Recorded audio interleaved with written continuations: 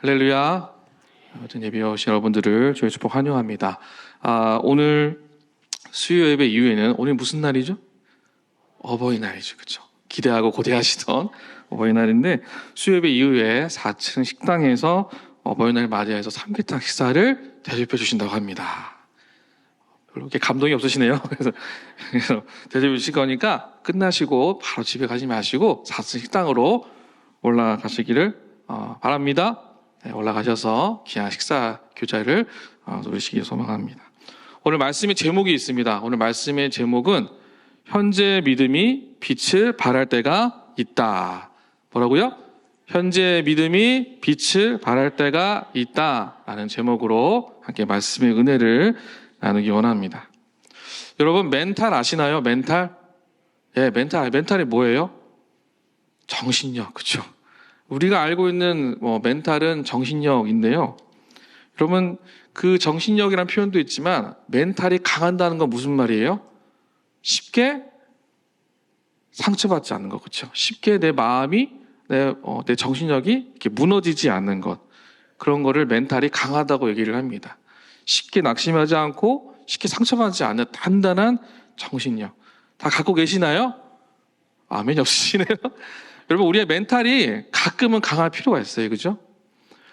한국강연협회라는 데가 있습니다. 여기서 멘탈이 강해지기 위한 몇 가지의 방법들을 이렇게 정리를 했어요. 굉장히 많은데 나와 있는 세 가지를 말씀드려요. 첫 번째는 뭐냐면 남 탓하는 일에 뭐 하지 말래요? 시간을 낭비하지 말래요. 시간 낭비. 그러니까 상대방이 나를 대하는 그 태도를 깊이 생각하지 말라. 거기에 시간과 내 감정을 허비하지 말라는 거예요. 예를 들어 이런 거예요. 저 사람은 왜 나한테 저렇게 말을 하지? 거기에 너무 집중해서 빠져들 필요가 없다라는 것이죠. 상대방의 말투가 내가 생각한 대로 공정하지 않을 수 있으니 거기에 나의 감정과 시간을 낭비하지 말라. 깊이 생각하지 말라라는 거예요. 깊이 생각하며 부정적으로 결론이 나기 때문에 거기에 우리의 멘탈이 부서지지 말고 생각하지 말라는 거예요. 두 번째는 뭐라고 써 있어요? 어쩔 수 없는 일에 에너지를 낭비하지 말자라는 거예요. 엘리베이터를 타야 되는데 사람이 너무 많아요. 탈 수 있을까요? 없을까요? 못합니다. 주일만 되면 이게 엘리베이터 꽉 차서 많은 분들이 계단을 올라가게 하는데 그때마다 왜 이렇게 타가지고 못 타가지고 걸어 올라가야 돼? 그래서 막 마음이 상하는 그런 일이 나타나지 않아야 된다는 거예요.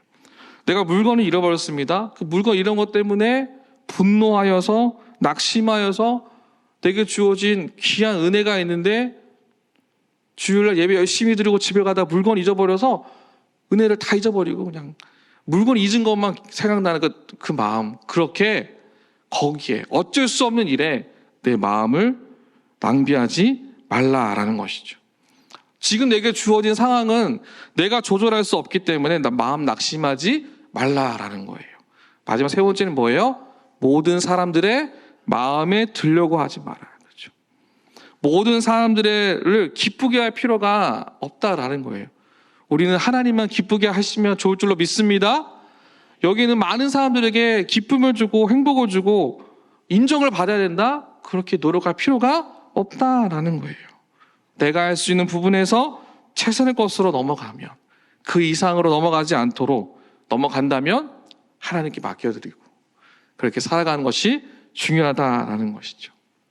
여러분 오늘 본문에 남 탓하는 일에 시간 낭비하지 않고 어쩔 수 없는 일 때문에 불평하고 내게 주어진 구원의 감격을 쉽게 내버리지 않는, 그리고 사람이 아닌 하나님의 마음에 드는 고백을 한 멘탈 강한 믿는 사람 요나단이 오늘 본문에 등장을 하게 됩니다. 오늘 본문은 길갈에서 사무엘에게 버림받은 사울의 군대가 몇천 명이 있었어요. 그런데 600명으로 줄어들게 됩니다. 해변에 모래처럼 많은 블레셋 군대를 이길 수 없는 상황에 처하게 되는 것이죠. 그래서 저희가 읽은 본문 14장 앞에 보시면 13장에서 믹마스를 기준으로 동서남북으로 이스라엘이 블레셋한테 약탈을 당하는, 모든 동네가 약탈을 당하면서 계속해서 패배가 쌓여가고 있는 상황 속에 있는 것이 13장 후반이에요. 그리고 오늘 저희가 읽은 본문의 14장에 누가 등장을 하냐면 사울의 아들 요나단이라는 인물이 등장을 하게 되는 것이죠. 패배만 쌓여가는 상황 속에서 이제 무엇이 필요한가요? 역전이 필요한 거예요. 역전이 필요하기 위해서 그가 무모한 결정을 하게 됩니다. 그것이 오늘 본문 14장 1절에 나와 있는데 함께 같이 14장 1절을 한 번 더 같이 읽겠습니다. 시작. 하루는 사울의 아들 요나단이 자기의 무기를 든 소년에게 이르되 우리가 건너편 블레셋 사람들의 부대로 건너가자 하고 그의 아버지에게는 아뢰지 아니하였더라. 여러분 잘 보시면 1절 시작을 보시면 사울의 아들이라는 표현이 있습니다. 처음으로 요나단이 사울의 아들이라고 소개되는 표현이 여기 등장을 합니다. 소개가 되는데 그의 첫 마디가 무엇이냐면 블레셋 진영으로 뭐 하세요? 건너가자라고 얘기를 합니다. 건너가자. 블레셋 군대 사이에는 깊은 계곡이 하나 있습니다. 보세스와 세네라고 이름이 붙여있는 바위로 깊이 패인 계곡이 있어요. 거길 건너가자고 얘기를 하고 있는 거예요. 근데 여러분 이 계곡이 어떤 곳이냐면 이 보세스라는 계곡의 뜻은, 이 이름의 뜻은 무엇이냐면 텅 빈 황폐한이라는 뜻을 가지고 있어요. 그러니까 아무것도 없는 상태예요. 아무것도 없는 상태. 거길 지나가려면 여러분 적군에게 나를 숨기고 요리조리 피해서 지나가야 되는데 아무것도 없는 거예요. 거길 지나간다는 거예요. 그럼 화살이 날라올 것이고 돌이 굴러서 넘어오면 다칠까요? 안 다칠까요? 다치게 되어 있어요. 거길 요나단이 지나가자 얘기를 하고 있는 거예요. 그 다음 또 하나의 계곡이 등장하는데 세네라는 곳은 현옷 기만이라는 뜻을 가지고 있어요. 눈이 멀어져서 볼 수 없는 상태로 먼지로 뿌옇게 쌓여있는, 여러분 미세먼지가 가득하면 앞이 보이시나요? 앞이 잘 안 보이시잖아요. 그 미세먼지 가득한 그 계곡을 지나가야 된다는 거예요. 앞을 볼 수 없는 계곡, 어디서 뭐가 날라온지를 파악할 수 없는 그 삭막하고 생명력이 없는 그 바위만 무성한 그곳을 지금 요나단이 지나가자라고 얘기를 하고 있는 거예요. 눈 뜨고 코 베일 만한 그 계곡을 건너가자, 이 계곡을 지나갈만 한다라는 것이죠. 여러분 어떠십니까? 여러분은 지나갈 수 있으세요? 자신 있으십니까? 그 계곡을 지나가는 데 있어서 너무나 많은 장애와 어려움이 이름만 들어도 이미 파악이 될 만큼 쉽지 않은 결정을 지금 요나단이 하고 있는 거예요. 계곡의 이름을 그렇게 지은 이유는 분명히 있을 것이다라는 것이죠. 더 나아가서 그의 아버지 사울에게 내가 이 계곡을 지나가겠다라고 말하지도 않는다는 거예요. 1절을 보시면 자기 아버지에게 아뢰지 아니하였더라라고 되어 있죠. 아버지에게 말도 안 하고 나는 지나가겠다라는 거예요. 여러분의 자녀가 그 계곡을 지나가는데 여러분에게 말도 안 한다고 지나간다면 여러분 어떻게 하실 거예요? 뜯어 말리시겠죠. 바지가랑이 부여 잡으시겠죠. 가지 말라고. 근데 요나단은 말도 하지 않고 그것을 지나갈 것을 결정을 하게 됩니다. 지금이 어떤 상태입니까? 지금 이스라엘은 블레셋과 전쟁을 하고 있습니다. 전쟁 중에는 많은 결정을 해야 하는데 지금 그가 하고 있는 이 결정은 굉장히 무모하지만 어쩌면 이 결정으로 인해 이스라엘이 역전을 할 수도 있는, 전혀 예상하지 못한 것에서의 승리를 누릴 수 있는 결정이 될 수 있다는 거예요. 어떤 선택을 하든지 그는 멘탈을 부여잡고 결정해야 한다는 것이죠. 내 정신력을 강하게 단단하게 마음 먹고 결정을 하는 이 요나단의 모습. 근데 요나단이요 그냥 호기롭게 젊은 나이에 그냥 이렇게 하면 되겠지라는 것이 아니라 이렇게 마음 단단하게 먹고 결정을 한 이유가 있습니다. 그 이유가 어디 있냐면 저희가 읽은 본문 6절에 나와 있습니다. 함께 같이 6절을 함께 같이 읽겠습니다. 시작. 요나단이 자기의 무기를 든 소년에게 이르되 우리가 이 할례 받지 않는 자들에게로 건너가자.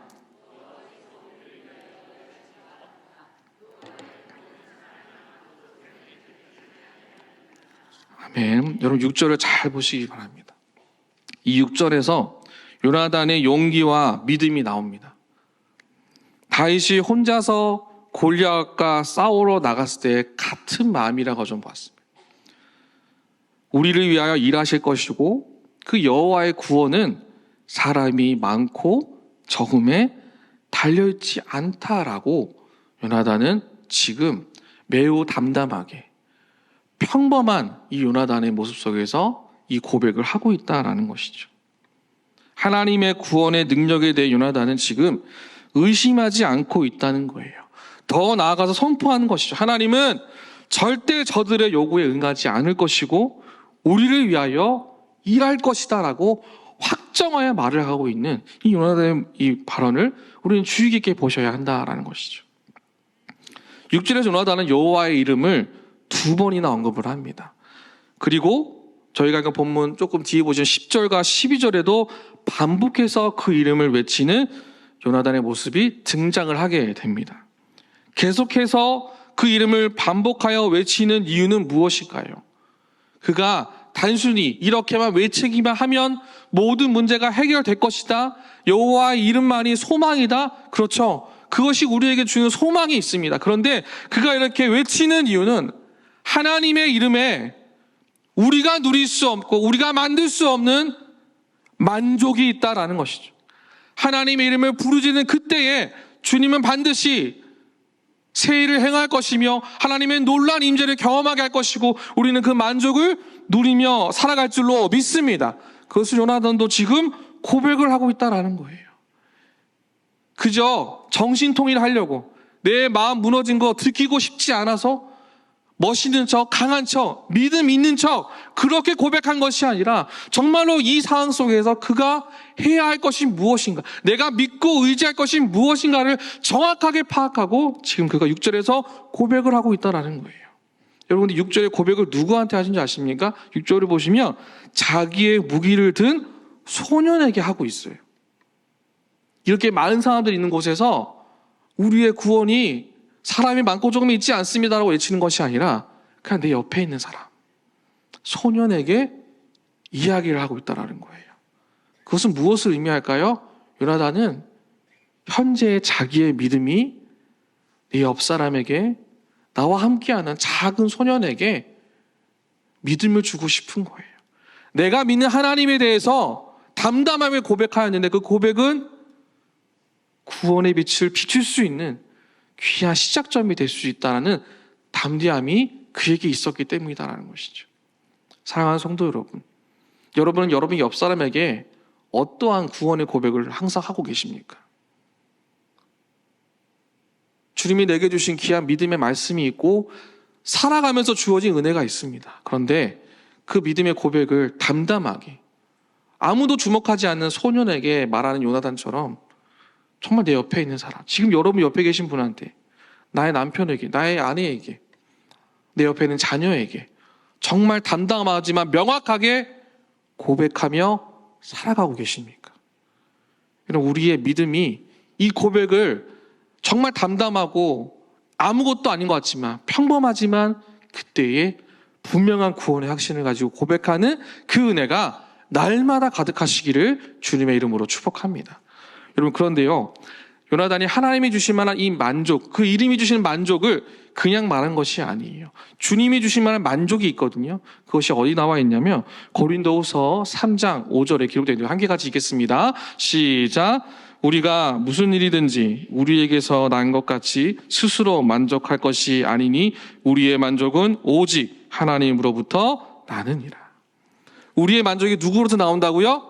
하나님으로부터 나온다는 거예요. 여러분들 여기 보시면 이 만족, 고린도후서 3장 5절에 기록된 이 만족의 이 원어의 뜻은요, 헬라어로 히카테노스인데 이 뜻이 무엇이냐면 정확하게 딱 떨어지다라는 뜻을 가지고 있어요. 정확하게 딱 맞는 것, 알맞는 자격, 그것을 말하는 거예요. 예를 들어 보겠습니다. 여러분 여기 오실 때 다 이렇게 옷을 입고 오셨죠? 옷을 입고 오실 때 이 옷을 이렇게 여매려면 뭐가 필요해요? 단추가 필요해요. 그죠? 저도 이렇게 여맸습니다. 살이 쪘지만 잘 이렇게 매고 있어요. 여러분, 여매려면 단추구멍이 필요하죠. 단추구멍을 이렇게 풀었다가 다시 이렇게 매야 되잖아요. 그죠? 근데 여러분, 만약에 내가 매야 되는데 옷이 단추가 너무 커서 들어가지 못해요. 그럼 어떻게 해요? 계속 풀어 있어야 되는 거죠. 막 헬렐레하게 막 이렇게 풀어져 있는 게 되는 거죠. 반대로 단추는 제대로 있는데 구멍이 너무 작아요. 그럼 고정할 수 있을까요? 없을까요? 없어요. 매일 수가 없는 거예요. 하나님 주신 만족은 이 단추 같은 거예요. 딱 필요한 것, 정확하게 맞는 것, 큰 것도 작은 것도 아니라 지금 정확하게 이 옷을 고정할 수 있는 이 단추같이 하나님의 때에 하나님이 내 상황을 아시고 가장 적절하고 알맞은 것으로 주시는 것, 그것이 하나님이 주시는 만족이다라는 거예요.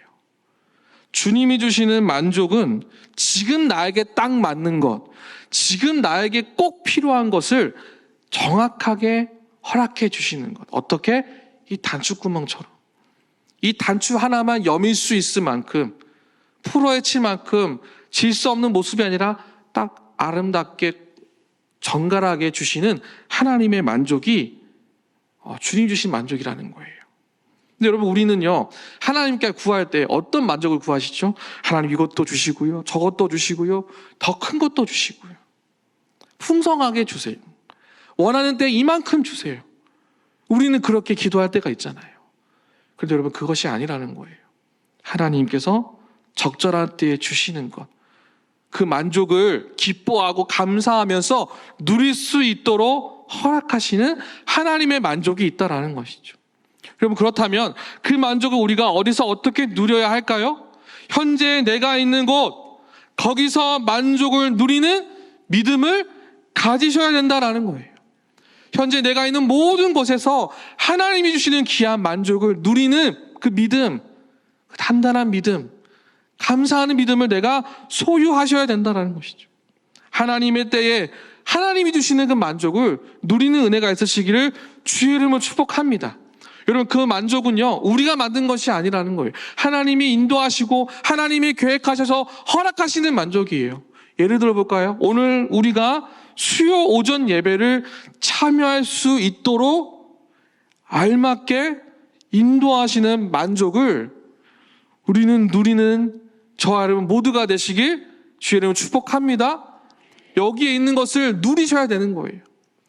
하나님 주신 만족이 여기서 함께 예배드리고 기도하는 것이라면 그 만족을 기뻐하면서 누리셔야 되는 것이죠. 내게 허락한 귀한 가정이 있습니다. 그 가정을 내게 허락해 주셨는데 그럼 어떻게 해야 돼요? 내가 만족하고 감사하며 함께 삶을 살아내셔야 되는 거예요. 오늘 내가 만나는 모든 사람들, 그들과의 영적 사귐을 내가 가질 때 주가 주시는 만족을 누리는 그 시간 속에 여러분 계셔야 된다는 것이죠. 감사하는 마음으로 하나님이 내게 주셨구나, 그런 만족을 내가 누릴 수 있는 것이죠. 근데 여러분, 우리가요, 왜 만족을 못 느끼냐면 항상 모든 일에 불만족스러워 한다는 거예요. 만족을 그렇게 쉽게 누리기보다 불만족스러움을 먼저 찾게 되는 게 저와 여러분의 작은 모습이다라는 것이죠. 오늘 본문에 여호와께서 이스라엘의 하나님이 되셔서 이스라엘에게 어떤 상황이 와도 딱 맞는 회복을, 승리를, 구원을 주시는 그 하나님의 일하심이 성경 14장 전반적으로 기록되었음을 보게 됩니다. 그렇기 때문에 요나단의 고백은 저와 여러분에게 도전이자 위로가 되는 겁니다. 눈에 보이지 않는 막막한 상황 속에서 내 믿음이 과연 정확하게 서 있는가, 알맞게 서 있는가, 감사의 제목으로 나아간다고 하면서도 정작 내 입술에서 다른 말이 나타나는 내 안에 작은 모습이 생각날 때 우리는 요나단의 고백을 봄으로 인하여서 오늘도 나에게 귀한 만족을 주시는 하나님, 그 이름에 소망이 있고 만족이 있어서 나로 하여금 좌로나 우로나 흔들리지 않고 주님과 함께 걸어갈 수 있도록 만드시는 그 하나님이 살아계심을 믿고 나아가는 것이 얼마나 감사한 것인가, 그것을 만족을 누리며 살아가는 것이 필요하다라는 것이죠. 하나님이 우리를 위하여 정확한 때에 단추구멍에 단추가 알맞게 들어가도록 일하시는 줄 믿습니다. 그렇다면 여러분, 여호와의 구원은요, 사람이 많고 적음에 있지 않다라는 거예요. 단추 하나 매는데 여러 사람 필요 없습니다. 내가 하면 돼요. 사람이 많고 적음이 아니라 하나님의 일하심 가운데 내가 제대로 서 있으면 되는 것이죠. 그것을 믿고 따라가기를 작정하면서 단추를 예미는 것, 그것만 하면 되는 것이죠. 하나님께서 구원하시는 것을 막을 수 있는 것은 없다는 그 만족하는 믿음으로 꽉 찬 삶, 그렇게 평소에 알고 있는 것처럼 담담하게 고백하는 은혜가 저 여러분 가운데 함께 하시기 간절히 소망합니다. 요나단은 그렇게 고백을 하고 있는 거예요. 그의 고백은요, 하나님의 개입을 이끌어내게 하신다는 사실을 우리의 성경을 통해서 확인할 수 있습니다. 그가 고백함으로 인하여서 이스라엘 땅 가운데 구원의 빛을 비추는 통로의 역할을 하게 됨을 성경은 우리에게 보여주고 있습니다. 그렇습니다. 여러분, 숫자가 아니고 환경이 아니라 우리가 믿는 구원하실 하나님, 우리를 약할 때 강함되게 하신 하나님, 그 하나님의 계획이 있으니 내 눈에 보이는 모든 상황 속에서 풍성한 것, 이렇게 많은 것들을 누리는 것이 아니라 옷을 입을 때 단추 넣는 것만큼 우리의 일상의 고백이 구원의 확신으로 가득 차야 된다라는 것이죠. 그렇게 가득할 때 주님은 그 고백을 사용하시고 그 고백을 통해 놀라운 일들을 행하실 줄로 믿습니다. 왜 성경이 요나단을 사무엘상 14장에 등장을 시킬까요? 그 이유가 있습니다. 13장에서 사울이 사무엘을 기다리지 않고 부득이하여 그가 하나님의 질서를 망가뜨리고 스스로 제사를 다 감당하게 됩니다. 그로 인해 그의 나라가 길지 않게 될 것이라는 심판을 받게 돼요. 그래서 사울의 영이 온전치 못한 상황에 처하게 됩니다.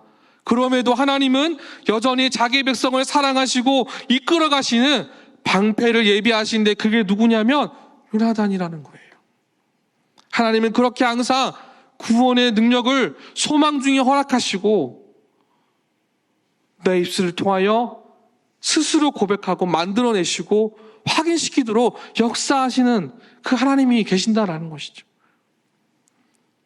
요나단의 고백을 통해 블레셋과의 문제가 하나하나씩 해결되는 것을 성경이 우리에게 보여주고 있는데 사무엘상 14장 14절 15절 말씀 우리 같이 읽겠습니다. 시작. 요나단과 그 무기를 든 자가 반나절같이 땅 안에서 처음으로 쳐 죽인 자가 20명 가량이라. 들에 있는 진영과 모든 백성들이 공포에 떨었고 부대와 노략군들도 떨었으며 땅도 진동하였으니 이는 큰 떨림이었더라. 여러분 보이십니까? 사무엘 요나단이 자신이 해야 할 일에 열심을 다했을 때 그 고백을 통해 14절 15절의 사건이 나타나게 됩니다.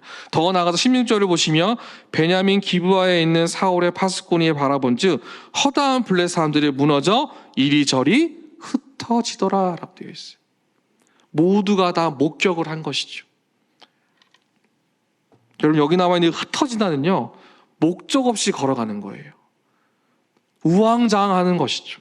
가야 할 방향을 모르고 걷는 것이 여기 나와 있는 흩어진 사람을 이야기하는 길을 잃어버려서 허둥지둥하듯 그들이 여러 길로 도망갔다라는 것이죠. 요나단의 고백을 통해 하나님은 새 일을 행하셨고 그 새 일은 모든 문제가 해결될 수 있도록 역사하신 하나님. 그가 현재 가지고 있었던 그 믿음의 고백 한마디, 그 한마디가 이스라엘 땅 가운데 구원의 빛을 비추는 축복의 통로 역할을 하였다라는 것이죠. 사랑하는 성도 여러분, 저와 여러분에게도 이와 같은 고백이 나타나시길 주님을 축복합니다. 내가 예수 그리스도의 그 은혜를 힘입어 살아가고 있고 그로 인해 구원의 확증된 사실을 고백하며 담담하게 나는 외쳤을 뿐인데 그로 인해 한 영혼이 돌아온다면 이스라엘 민족이 구원받은 것처럼 한 가정이 구원을 받고 새로운 삶을 시작할 수 있다면 여러분 그것이 우리에게 은혜이지 않을까요? 성경은 그것을 우리에게 분명하게 한 번 더 적시합니다. 사무엘상 14장 23절에 이렇게 쓰여 있습니다. 여호와께서 그날에 이스라엘을 구원하심으로 전쟁이 벤와인을 지나니라. 보이시나요? 여호와께서 그날에 이스라엘을 뭐 하셨대요? 구원하셨다. 한 개인의 평범한 믿음을 가진 자의 그 일상의 고백이 직접적인 결과로 나타나서 자신의 민족을 위로하신 하나님, 그것이 성경이 우리에게 보여주고 있는 은혜라는 것이죠. 그럼 주님은 믿음의 고백을 쓰십니다. 믿음의 고백을 사용하셔요. 그렇다면 여러분, 오늘 우리가 이곳을 떠날 때 나의 말 한마디를 정말 주의 깊게 가질 필요가 있다는 거예요. 비판하고 저주하는 것이 아니라 한 영혼을 살리는 그 한마디. 근데 그건 내 안에 주어진 담담한 그 믿음의 한마디. 그 한마디가 하나님의 놀라운 일들을 이 땅 가운데 행하실 줄로 믿습니다. 구원의 은혜는 다른 것이 아니에요. 내가 믿는 하나님을 나타내고 그것을 전하셨을 때 놀라운 구원의 시작점이 그곳에서도 이루어짐을 우리가 오늘 성경을 통하여 보고 기억함으로 우리의 삶 가운데 이와 같은 동일한 은혜가 나타나시기를 주님의 이름으로 축복합니다. 말씀을 마무리하겠습니다. 그럼 마가복음 10장을 보시면 하나님 나라에 들어가는 것에 대해서 예수님께서 막 가르쳐 주십니다. 가르쳐 주시는데 제자들이 놀라는 모습을 갖고 있어요. 마가가 그것을 기록하게 되는데 무엇 때문에 놀라게 되냐면 하나님 나라에 들어가기에 필요 없는 것이 재물이라고 말씀을 하시는데 그것 때문에 제자들이 놀라기 시작해요. 그리고 뭐라고 말씀하시냐면 낙타가 바늘기로 들어가는 것이 부자가 하느님 나라 가는 것보다 쉽다라고 10장 25절에 말씀을 하고 계세요. 이것은 무엇을 말하냐면 하나님 나라와 상관이 없는 것이 재물이다라는 거예요. 그래서 제자들이 서로에게 질문을 합니다. 수근수근하면서 이야기합니다. 그럼 누가 구원을 얻을 수 있을까? 어떻게 하면 구원을 얻을 수 있을까? 그 모습을 보시고 예수님은 27절에 사람으로는 할 수 없으되 하나님으로서는 다 하실 수 있다라고 분명하게 가르쳐 주셔요. 여러분, 우리에게 주어진 구원의 문제, 이 구원의 은혜, 하나님 나라에 들어가는 것은 재물이 아니라 하나님이 쓰실 만한 그 믿음을 가진 사람, 사람은 할 수 없을 때 하나님을 믿고 신뢰하고 의지한 자에게 하실 수 있는 일이 이와 같다라는 것이죠. 나를 대적하려는 모든 것으로부터 나를 자유케 하실 일을 만들어내신 하나님, 그 하나님이 오늘도 우리와 함께 하신 줄로 믿습니다. 신명기 28장 7절에 여호와께서 너를 대적하기 위해 일어난 적군들을 내 앞에서 패하게 하시리라. 그들이 한 길로 너를 치러왔으나 내 앞에서 7길로 도망하리라 라고 말씀을 하십니다. 여러분, 우리에게 주어질 많은 어려움 속에서도 하나님의 말씀에 구원의 확신을 가져가심으로 내 앞에 놓여있는 많은 장애와 어려움 속에서 놀라운 능력으로 새 일을 행하신 하나님, 그 믿음의 소망이 있음을 사용하실 하나님과 함께 걸어가는 저와 여러분 모두가 되시길 주의 이름으로 축복합니다. 평범한 요나단의 믿음이 사무엘상 14장에서 빛을 발하였습니다. 저와 여러분의 믿음도 요나단처럼 평범한 일상 같아 보이지만 하나님의 역사 가운데 있음을 믿으시고 빛을 나타내심으로 구원의 감격의 소망을 아름답게 고백하며 나가는 저와 여러분 모두가 되시길 주님의 이름으로 축복합니다.